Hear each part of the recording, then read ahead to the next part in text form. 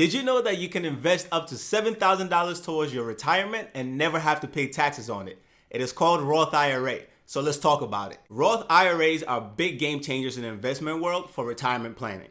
Whether you're a seasoned investor or just beginning to dip your toe into the vast ocean of personal finance, you are at the right place. Now, I know you feel like retirement is light years away, but trust me, the decisions you make today are going to have massive impact on your financial future and if you ever get to the point of retirement or not. So grab your notepad and buckle up because we are going to unravel the mysteries behind Roth IRA, the benefits of it, potential pitfalls, and how it can assist you on your way to financial freedom.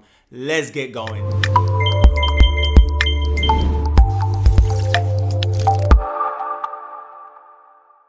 So what is a Roth IRA? It is a special individual retirement account that you can use to save money towards retirement. And one of the special things about it is how it handles taxes. Unlike most of the traditional retirement vehicles, such as the 401k, when it comes to Roth IRA, you are contributing after tax money. And the magic happens when you begin to earn returns within your Roth IRA because you don't ever have to pay taxes on the gains, ever. When you get to retirement age, you can begin withdrawing from your Roth IRA tax-free. And this is the advantage that Roth IRAs have over your traditional 401ks because with a regular 401k, the withdrawals you make in retirement, you have to pay taxes on it. In addition to capital appreciation in your Roth IRA over the long term, you are also benefiting from dividend-paying funds and stocks that you have within your Roth IRA. On average, these accounts provide investors with around 7 to 10% annual rate of return for the long term. Now that you know what a Roth IRA is, let's cover a few things as to why you might want to consider opening a Roth IRA account if you haven't already, or maybe you have a Roth IRA account, but you are not contributing because you might not understand much about it. So let's dive into some of the things that's gonna help you make that decision. The first one is tax-free growth. Like I just mentioned, your money grows throughout your investment journey and in retirement without having to pay taxes on it, which means more money in your pocket. And none of us know what the tax bracket is going to look like 20 to 30 years from now. And so any investment vehicle where you can get away from paying taxes on your gains is a huge wealth hack that we should definitely maximize and do our best to take full advantage of. In modern society, none of us wants to be stuck in a construct or a situation where we can't make changes or pivot as need be. And so one of the biggest things to consider as to why you want to have a Roth IRA is the fact that it gives you insane amount of flexibility when it comes to retirement. And one of these flexibility advantages is the fact that you can actually withdraw your contribution amount, meaning the actual money that you put into the account, penalty free, no fees, none of that. With a 401k, if you withdraw your contribution amount before retirement age, you will have to pay a 10% penalty fee and you would have to pay taxes on that money that you withdrew. And so for Roth IRAs, it gives us way more flexibility, right? Because life happens, things happen. Sometimes you might need that money for whatever the situation is at hand. And so you can touch your contribution money. You can't touch the gains or the growth until retirement age, but you can touch the money that you actually put in and not have to pay taxes on it. And this flexibility makes it very attractive to investors because it creates a handy tool for emergencies or big life purchases that could come up at any moment. The best way to understand this concept is to give you an example. So let's say for the next 5 years, every single year you're contributing $5,000 to your Roth IRA portfolio, which will add up to $25,000 at the end of 5 years of money that you have actually contributed. And over the 5-year period, the money grew to $35,000, right? Because every year the money is working and you're adding more to it. And so your profits or gains on that account is $10,000, right? So you subtract $10,000 from your original $25,000 of contributions you made over that 5 years. Over the 5 years, your account grew to $35,000. And so you have earned a profit or gains of $10,000. Your actual contributions over the 5 years was $25,000. But each year, as you're adding more money to it, the money is also growing on its own because it is invested. And so you gained $10,000 from that investment. Let's say in this scenario, you're not at the retirement age. You can actually go in and withdraw up to $25,000 because your contribution money that you actually put in there is $25,000. So you can withdraw all the way up to that amount without having to pay any fees, any penalties, or taxes. I'm a big proponent and advocate for long-term investing. And so if it's not something that you need to touch, absolutely don't touch it. But there are cases where some people might feel like, okay, maybe they want to use it as a down payment. So in this case, $25,000 as a down payment on a house, Or maybe there's a lot of medical stuff and family stuff going on where you need these financial resources to save a life. In those type of scenarios, yes, it makes sense once you make sure you have an emergency fund and your financial situation is actually quite healthy, where this doesn't hurt you in the short term or the long term. However, you cannot touch the $10,000 gains until you get to retirement age. Since a Roth IRA is designed for retirement, it actually encourages long-term thinking and long-term financial planning. And so it allows and forces people to actually save, as opposed to just having the money sitting in your savings account where it's not growing. It is not going to be able to provide them the financial needs that they're gonna depend on down the road.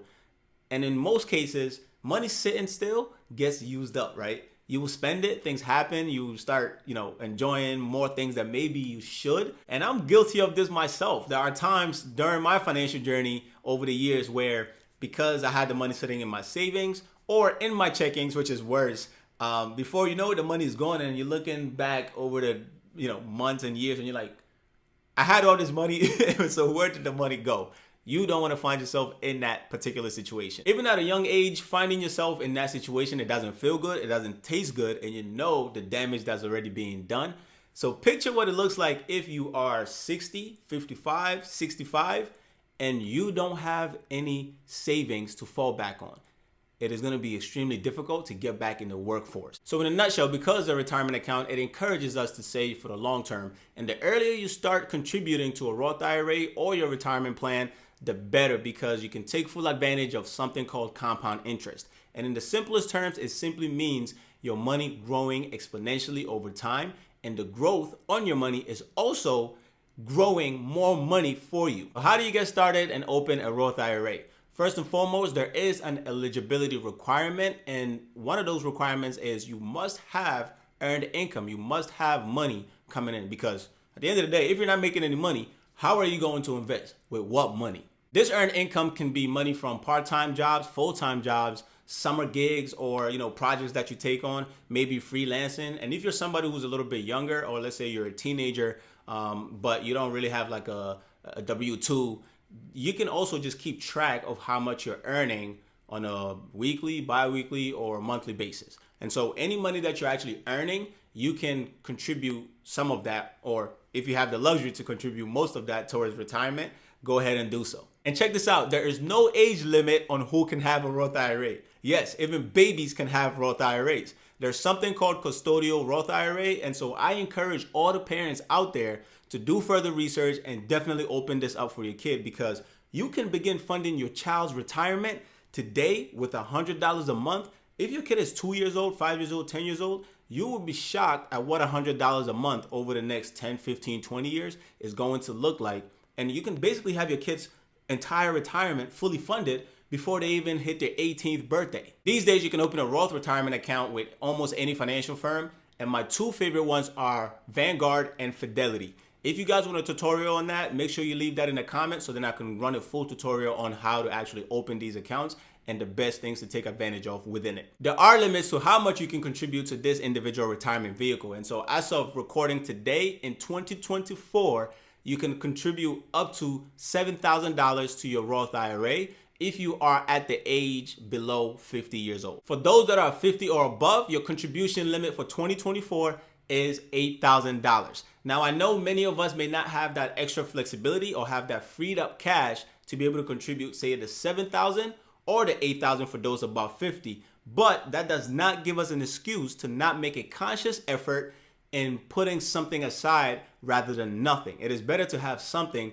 than zero. And some people might think $100 won't do much, or $50 or $200 a month is not much, and they're closer to retirement, they're already old, X, Y, and Z. But guess what?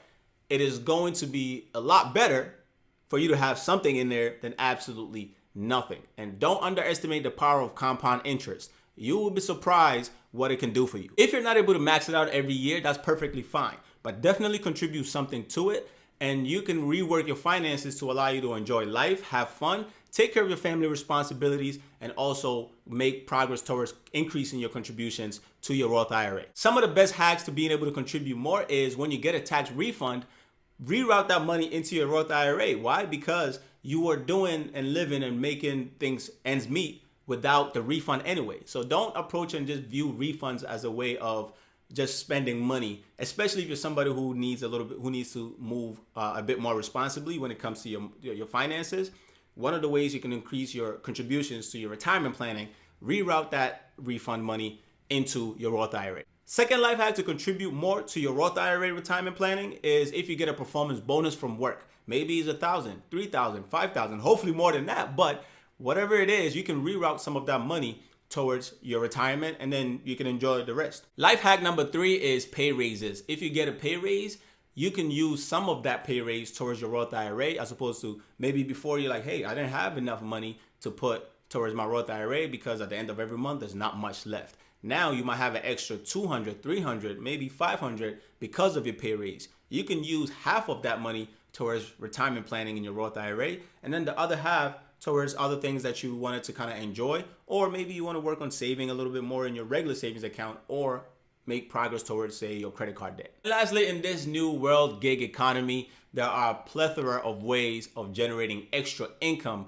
from side gigs, side hustles, weekend gigs, and stuff that you can do to just generate a few $100 that you can then fund your Roth IRA with. So these are 4 great tips, and if you have the flexibility or the ability to use some of these four tips that I've given you to improve your contributions, make sure you do so, because the price you pay for not investing now is the suffering that the future you is going to endure and experience. Another cool thing about the investment world these days is that you don't actually have to manually contribute the money every single month or every pay period.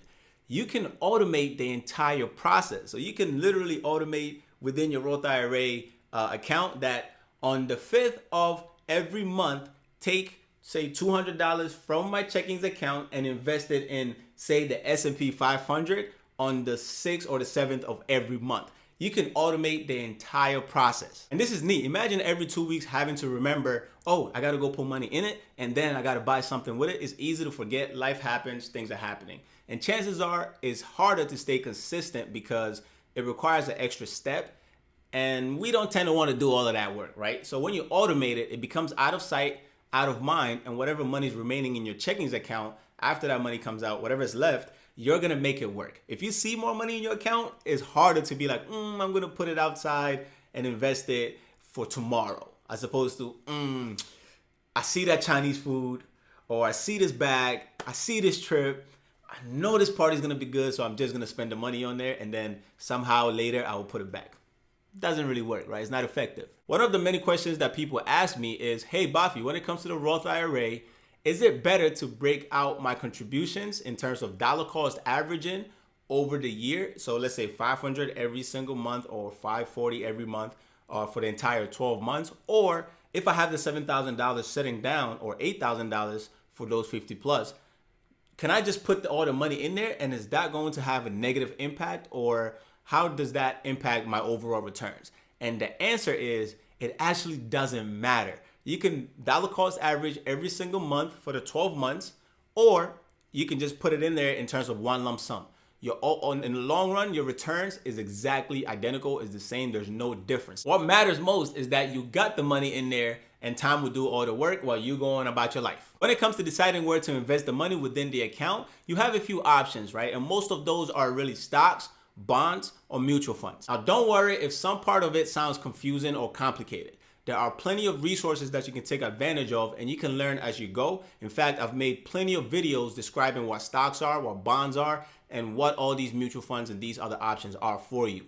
This way, you don't have to worry about going through a million articles and all these 100 million research. Just check out my playlist, Everything Finance. So in your Roth IRA, the stocks or funds that you select actually is dependent on your financial goals and what your financial future you want it to look like. And this can be very complex and complicated for those that do not have the experience, the financial literacy, and understanding of the markets, of just how the entire investment world really works. And part of it is because we have limitations as humans. How do we even know what stocks or funds are going to perform well 20, 30 years from now? How do we know these companies are still going to be around? Another way to look at it is, how do we even know what our financial needs are going to be like in 20 to 30 years? Maybe we're still strong down the road. Maybe we're not. We might not be able to work as much, as long, life happens, injuries can occur, diseases can come into play, right? Just economic situations can change. The job market can change where maybe you're no longer valued in the marketplace or the workforce, or you lack the skills that are in demand, and so you're not getting adequately compensated for what you need in order to survive at those later stages. We don't even know what the market is going to do a year from now. So my recommendation for everybody with a Roth IRA that has at least 15 to 30 years before they hit retirement age is to only buy index funds in your Roth IRA portfolio. If somebody has 10 or less than 10 years to retire, then I recommend a mixture of index funds and bonds. And in that scenario, it might look something more like 60% index funds, 40% bonds. But there's a lot of nuances, right? Everybody's individual situation is different. So it's important to kind of assess your individual needs and the financial level you're at and the risk tolerance that you may have. Along with this, there are a few scenarios or situations where individual stocks can definitely aid in building that wealth. But given the fact that there's retirement money and is extremely important, you have time on your side, and we don't know what each individual stock is going to do 20, 30 years from now, I urge most people to stay away from including individual stocks within their Roth IRAs. But if you're somebody who's interested in learning more about potential individual stocks that you can maybe include, followed by research that you end up doing along with what I provide you, or if you want to know which specific index funds you should put in your Roth IRA or what bonds can help you on your retirement journey, leave a comment below and I'll be more than happy to definitely record that for you. The biggest mistake that I see majority of people make when it comes to investing in a Roth IRA is they are contributing money to the Roth IRA, which is great and that's good.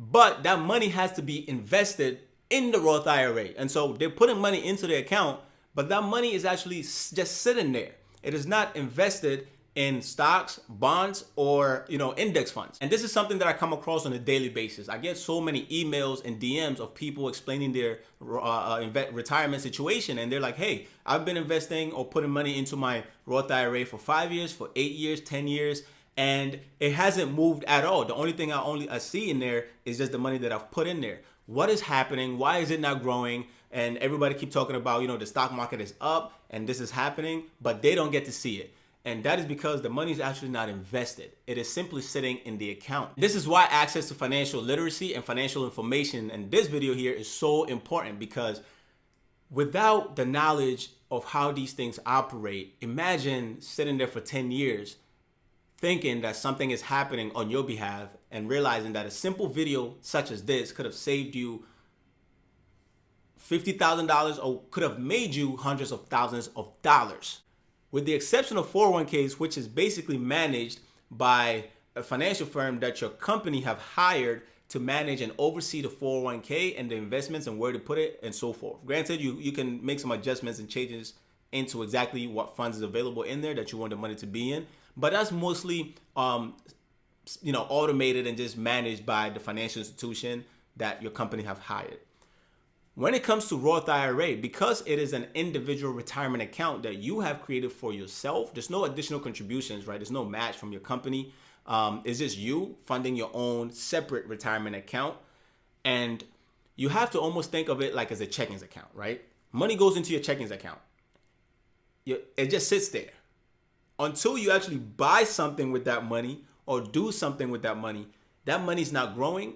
It is just sitting there, it's doing absolutely nothing for you. In your Roth IRA, when you send contribution money into the account, it's just sitting there in buying power, right? It's just sitting there and it's just sitting in like the checking account version of the Roth IRA account. You then have to use that money that is sitting in there to buy stocks, funds, or bonds. And what people are forgetting is that they put money into it and it's just sitting there.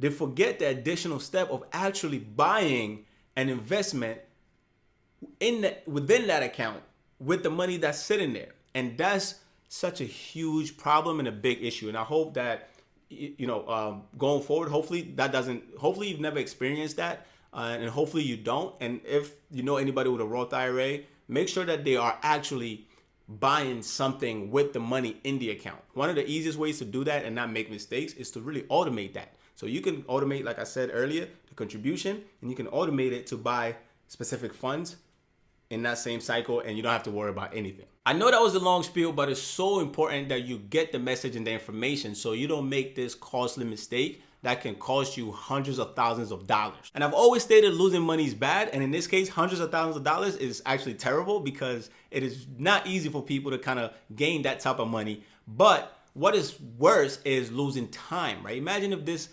mistake is made for 20 years, 30 years. You can't then go back and reset. It's already too late. The damage is already done. So please, I urge you to make sure that you at least keep an eye on your Roth IRA a little bit and make sure that the money that you put into it is either automated into to go to investments, or you're actually making the manual investments and picking them yourself in there. While Roth IRAs have numerous advantages, it is important to also look at the other side of the coin and look at some of the shortcomings or downfalls. As you know, when I make these videos, I'm gonna keep it all the way real. I'm not just gonna tell you everything that's good and then there's nothing bad.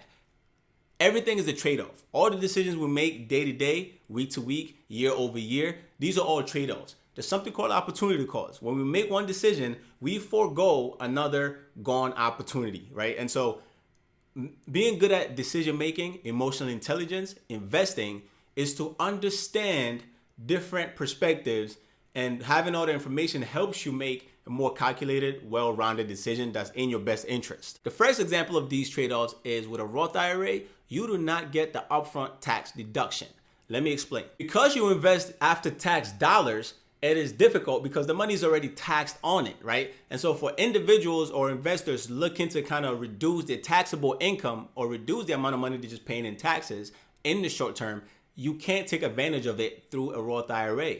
However, with a 401k, you have that advantage because that money that you contribute to your 401k comes out of your gross income. So you don't get taxed on it. It just goes into your 401k tax-free, and you don't got to pay tax on it. You only get taxed on whatever's left after that money comes out. So a quick example would be for a 401k, you know your monthly gross income is $2,000, but you take $500 and put it in your 401k.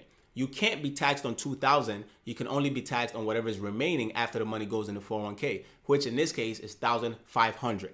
With a Roth IRA, you don't get that benefit. With a 401k, you have that benefit. The next disadvantage is that there are income limits for contributions. So as of the year 2024, if you make more than $161,000, you are not eligible to contribute to a Roth IRA. These limits are not set in stone. They can change over time, so make sure you pay close attention if your income, in fact, does exceed that $161,000. Those with such high income, there is something called backdoor Roth IRA, but I'm not going to dive into that in this specific video. That's for a later date because it can get a little bit technical, and we want to keep this simple, clean, and short for everybody to be able to enjoy. The next downside to Roth IRAs is the fact that you cannot touch the gains and the growth on your portfolio until you reach the retirement age. It is beautiful that you can touch your contributions.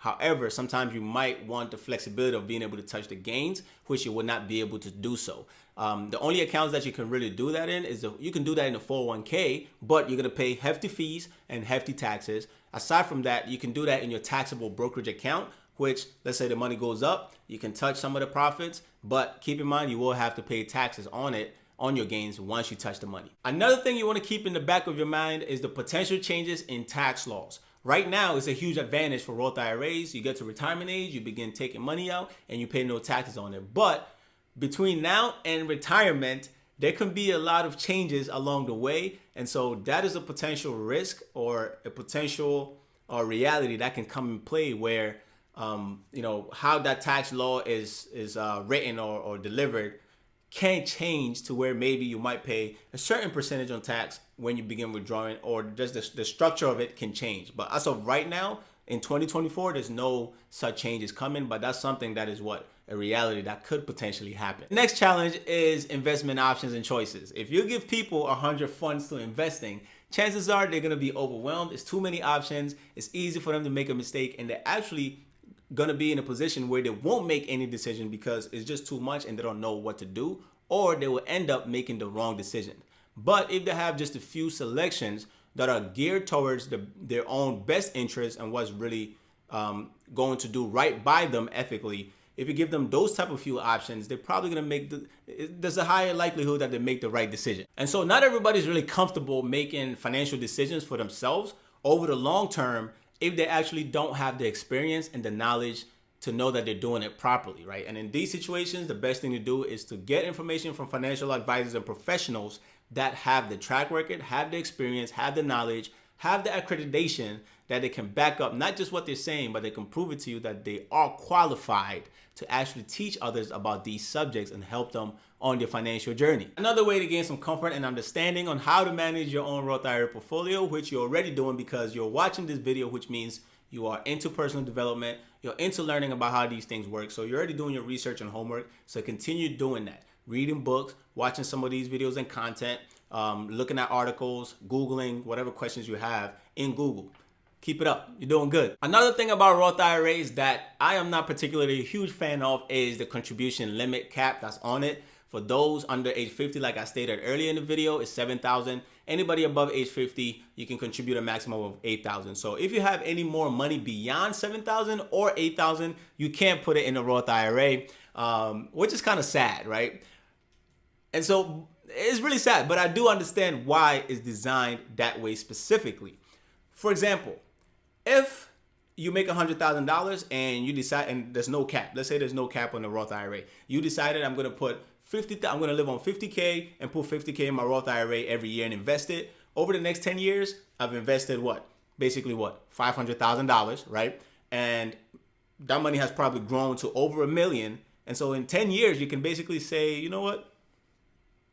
I don't want to work no more. I'm actually taking my contributions of $500,000, just leaving the growth to ride.